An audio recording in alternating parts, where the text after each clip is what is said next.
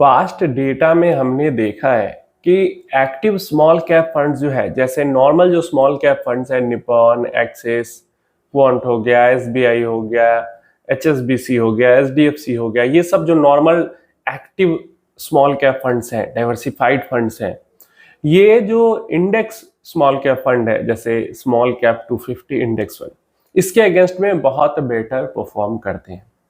जैसे अगर पिछले 8 साल का भी रिटर्न हम देखते हैं तो एक्टिव फंड्स का कैटेगरी एवरेज रिटर्न 18% सालाना का है, और जो बेंचमार्क इंडेक्स है small cap 250 total return index, उसका रिटर्न सिर्फ 14% के पास है। तो बड़ा डिफरेंस है। रोलिंग रिटर्न्स भी देखते हैं तो लाइक 13-14 फंड्स हैं, जो कि 13 फंड्स हैं जो कि 10 साल पुराने, इसमें से कई फंड तो 2-3 फंड्स तो ऐसे हैं जो कि चेंज हुआ है कैटेगरी, फिर स्मॉल कैप बने हैं, जैसे क्वांट, आईसीआईसी, ये सब पहले दूसरे फंड से। फिर भी अगर इनको भी हम ले लेते हैं तो टोटल 13 फंड्स में से 10 ऐसे फंड्स हैं जिन्होंने इंडेक्स को अच्छे मार्जिन से बीट किया है पिछले 10 सालों में। क्लियर है? नॉर्मल अगर हम XIRR टर्म्स में देखते हैं, CAGR टर्म्स में देखते हैं, रोलिंग रिटर्न्स टर्म्स में, सब में हमें देखने को मिलता है कि active small cap funds beat कर पा रहे हैं कैटेगरी एवरेज रिटर्न को। तो स्मॉल कैप फंड्स में जब हम इन्वेस्ट करते हैं तो हमें इंडेक्स की जगह एक्टिव फंड्स के अंदर इन्वेस्ट करना, 2-3-4 देख कर इन्वेस्ट कर लिया तो ज्यादा चांसेस ये है कि वो 4 फंड जो है वो इंडेक्स को इजीली बीट कर लेते हैं। क्लियर है? अब ये समझते हैं कि क्या ऐसा एडवांटेज रहता है, ये समझना बहुत जरूरी है, तभी तो आप इन्वेस्ट कर पाएंगे पूरे कॉन्फिडेंस के साथ। क्या ऐसा एडवांटेज है जिसके कारण जो इंडेक्स है वो बीट नहीं कर पाता एक्टिव स्मॉल कैप फंड्स को, और active small cap fund index को इजीली बीट कर लेते हैं? तो सबसे पहला जो एडवांटेज होता है वो होता है इंफॉर्मेशन एंड रिसर्च का एडवांटेज। देखिए, होता क्या है कि जितनी सारी एएमसीज हैं वो टॉप 100 स्टॉक्स पे तो रिसर्च करती ही करती है। क्लियर है? सारे स्टॉक्स, 100 के 100 सारे टॉप स्टॉक्स पे रिसर्च करती हैं सारी लगभग एएमसी।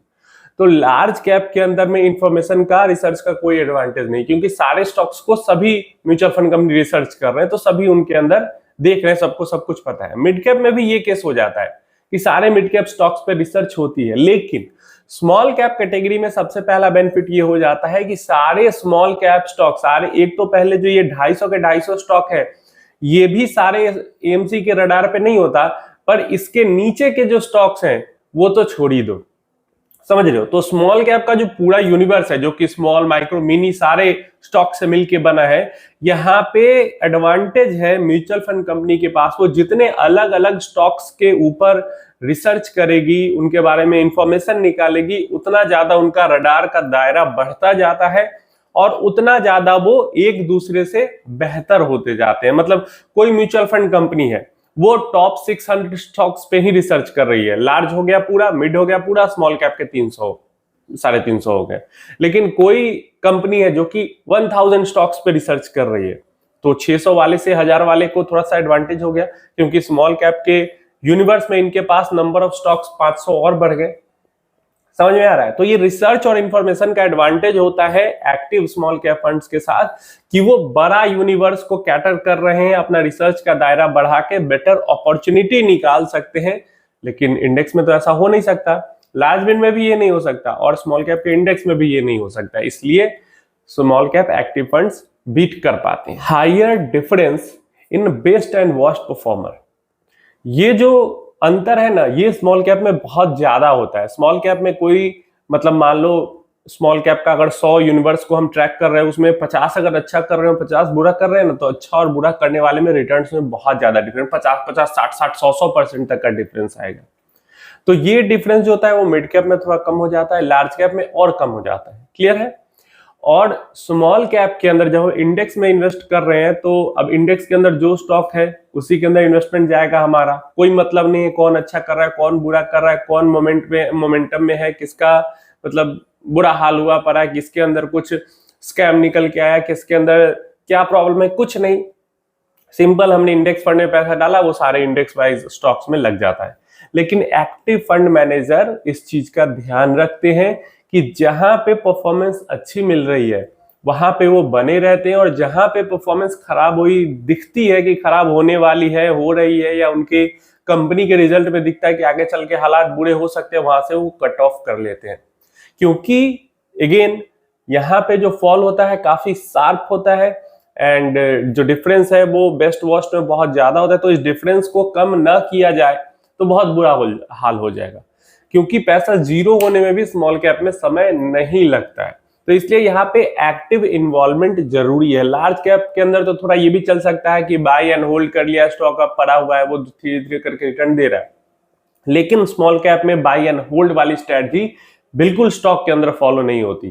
तो इस कारण से एक्टिव बंदा चाहिए, 1 2 3 जितने भी फंड मैनेजर हो जो कि ट्रैक करते रहें और स्टॉक्स को चेंज करते रहें हमारे बिहाफ पे, समझ रहे हो। तो ये एक बेनिफिट हो जाता है एक्टिव फंड्स के साथ कि जल्दी लॉसेस को हटाएंगे तो लॉस कम होगा, रिटर्न्स बेटर बनेंगे। पिछले ही पॉइंट में मैंने बताया आपको कि स्मॉल कैप्स के अंदर में, स्टॉक्स के अंदर में शार्प फॉल आती है, मतलब इंडेक्स लेवल पे भी 80% का फॉल आना कोई बड़ी बात नहीं है, और 25-30%, 40% का फॉल इंडेक्स लेवल पे तो मतलब हर 2-3 साल में आ ही आ जाता है।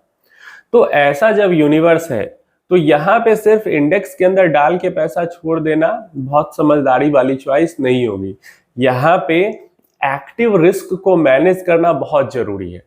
लार्ज मिड में ये दिक्कत नहीं है, वहां पे कम दिक्कत है, लेकिन स्मॉल कैप में खासकर ये दिक्कत है कि रिस्क को मैनेज करना स्मॉल कैप फंड्स के अंदर में बहुत जरूरी है। अगर ऐसा फील हो कि मार्केट के अंदर टर्बुलेंस आने वाला है, कोई दिक्कत हो रही है, क्रैशिंग होने वाला है, एज ए फंड मैनेजर आप यही तो करते हो, तो अगर ये चीजें भाप जाती है म्यूचुअल फंड कंपनी, तो वो अपना बहुत सारा पैसा कैश के अंदर चाहे तो होल्ड कर सकती है। मान लो 20%, 25% डेट में कैश में होल्ड कर लिया, 15% कैश में डेट में होल्ड कर लिया, तो उतना प्रोटेक्शन थोड़ा मिल जाता है, गिरावट से, वॉलेटिलिटी से प्रोटेक्शन मिल जाती है। या फिर ग्रोथ स्टॉक्स से हट के वैल्यू स्टॉक्स पे चले गए, क्वालिटी स्टॉक्स पे चले गए, मतलब ऐसे बिजनेसेस पे चले गए जो कि अभी जो आने वाला है अनसर्टेनिटी का माहौल उससे कम अफेक्ट होगा। अफेक्ट तो होगा लेकिन कम अफेक्ट होगा। तो इस तरीके का जो चेंज है, बिजनेस वाइज रोटेशन है पैसे का, वो एक फंड मैनेजर ही कर सकता है। तो हो सकता है फंड मैनेजर को सही लगे तो स्मॉल कैप के अंदर भी वो 25%, 20% लार्ज कैप लेके बैठ जाए प्रोटेक्ट करने के लिए। तो ये टोटली पॉसिबल है एक्टिव फंड्स के अंदर में, लेकिन स्मॉल कैप इंडेक्स फंड के अंदर में ये बिल्कुल पॉसिबल नहीं है। वहां पे तो जो पैसा डाला वो पूरा का पूरा पैसा जैसा स्मॉल कैप इंडेक्स है वैसा जाके इन्वेस्ट हो जाता है। तो ये हाई रिस्क जरूर रहता है, और इसीलिए हम देखते हैं कि गिरावट का भी जब फेज आता है, अगर आप देखोगे इंडेक्स 25% गिरेगा स्मॉल कैप, तो एक्टिव फंड्स कोई 22%, कोई 18%, कोई 20% ऐसे गिरता है। स्मॉल कैप फंड से गिरता कम है और स्मॉल कैप फंड से चढ़ता ज्यादा है इंडेक्स से एक्टिव फंड। तो ये एक जो चीज है वो बहुत मायने रखती है एक्टिव रिस्क मैनेजमेंट। जो लिक्विडिटी मैनेजमेंट होता है वो एक्टिव फंड्स में ज्यादा बेटर हो पाता है, इंडेक्स फंड में नहीं। अभी इंडेक्स के अंदर में, स्मॉल कैप इंडेक्स के अंदर क्या हो जाता है, या माइक्रो कैप इंडेक्स में भी ये काम करेगा, उससे नीचे के स्टॉक्स में भी काम करता है कि मिड से जब हम नीचे आते हैं ना, स्मॉल माइक्रो इन सब में कई स्टॉक्स ऐसे होते हैं जिनके अंदर लिक्विडिटी कम होती है, और कम लिक्विडिटी होगी और उसके अंदर अगर हेवी बाइंग के ऑर्डर्स जाएंगे तो उसका प्राइस जो है वो बहुत पुश हो जाता है, मतलब एक बबल टाइप का बन जाता है वहां पे। क्यों बन जाता है? क्योंकि लिक्विडिटी है नहीं, ज्यादा खरीदार नहीं है, ज्यादा बेचने वाले भी नहीं है, और इधर से म्यूचुअल फंड को बाई करना ही पड़ेगा क्योंकि इंडेक्स के अंदर पैसा डाला जा रहा है लगातार। तो इंडेक्स के अंदर पैसा जा रहा है, इंडेक्स में वो स्टॉक है तो वहां पे उसको खरीदना ही पड़ेगा, तो प्राइसेस पुश हो जाती है, समझ रहे हो, पंप हो जाती है प्राइसेस। लेकिन एक्टिव फंड मैनेजर जो होते हैं वो इस चीज से बच जाते हैं। या तो जो बहुत ज्यादा इलिक्विड स्टॉक है उसको वो अवॉइड कर लेंगे, या तो उसके अंदर में कम अमाउंट में धीरे धीरे करके परचेस करेंगे जिससे कि उसका प्राइस पंप ना हो। ठीक है, अपने फंडामेंटल के अकॉर्डिंग ही प्राइस चले, आर्टिफिशियली पंप ना हो जो प्राइस। लेकिन अगर वो इंडेक्स के अंदर है और इंडेक्स के अंदर पैसा आ रहा है तो पैसा आते जाएगा और वो आर्टिफिशियली पंप होते जाएगा। ये भी एक बहुत बड़ी प्रॉब्लम इंडेक्स के अंदर हो जाती है, और ये खासकर ये इसी परेशानी के कारण जो पैसा लगातार इंडेक्स फंड में आते जाता है, और इसी कारण से इंडेक्स बेस्ड रैली जो है 2023-24 में ज्यादा देखने को मिली, क्योंकि इतना ज्यादा पैसा इंडेक्स के अंदर में आया है कि स्मॉल कैप और मिड कैप के अंदर, भयंकर इंडेक्स के अंदर भी हमें रैली देखने को मिली है। लेकिन एक रैली का जो फेज होता है और फिर एक गिरावट का फेज आता है, ये दोनों फेज को एक पूरा फेज जब आप मानोगे तब आपको स्मॉल कैप्स के अंदर खासकर एक्टिव फंड मैनेजर्स का रोल समझ में आएगा कि कैसे वो रैली का पैसा गिरावट के फेज में बचाते हैं। नहीं तो इंडेक्स में रैली का पैसा रैली में आता है और गिरावट में बहुत बुरी तरीके से जाता भी है। उम्मीद है इंफॉर्मेशन हेल्पफुल होगी, अब समझ में आ गया होगा, कॉन्फिडेंट मिल गया होगा कि क्यों स्मॉल कैप कैटेगरी में एक्टिव फंड ज्यादा बेटर है इंडेक्स के मुकाबले। लेकिन वही जब हम मिड कैप की तरफ जाते हैं तो डेटा कुछ और कहता है, वहां पे इंडेक्स फंड बेटर हो जाता है। जब हम लार्ज कैप की तरफ जाते हैं वहां पे भी इंडेक्स फंड बेटर हो जाता है। उम्मीद है इंफॉर्मेशन हेल्पफुल होगी। कोई क्वेश्चन क्वेरी है तो नीचे कमेंट बॉक्स में पूछ लेना।